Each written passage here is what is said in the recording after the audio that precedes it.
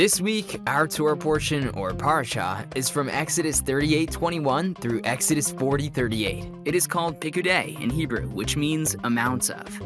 This is the last Parasha in the book of Exodus and also the season finale of an epic home building story that existed way before HGTV and Shiplap were ever around. Parasha Pekudei tells us about the final stages of the tabernacle construction project. With the DIY design nearly complete, Moses and the Israelites put the last details in place. After all the planning, prep, and building, it was the best part of any home renovation show. The big reveal. It was time to show God the tabernacle the Israelites had worked so hard to build for him, and invite him to enjoy his new home. God, you've been waiting for your design to become a reality. The wait is over. Are you ready to see your new home? On the count of 3. 1, 2, 3. And God's design was brought to life. Divine desert dream home vibes all the way. The tabernacle in all its glory was officially ready to welcome its homeowner in all of his glory. But God doesn't just move in, he moves in.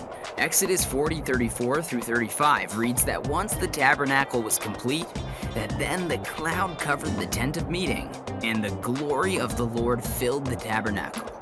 Moses could not enter the tent of meeting because the cloud had settled on it, and the glory of the Lord filled the tabernacle. There was no denying that God was close. His presence was visible and tangible. And with God's glory came his guidance, because during the Israelites' years of wandering in the desert as they journeyed to the promised land, God's cloud was their guiding sign. As long as the cloud was over the tabernacle, they would stay put where they were. But when it lifted, they knew it was time to pack up and hit the road. The cloud of the Lord stayed over the tabernacle throughout the day, and at night there was fire inside of the cloud. Around the clock, all of Israel could see God's cloud over the tabernacle.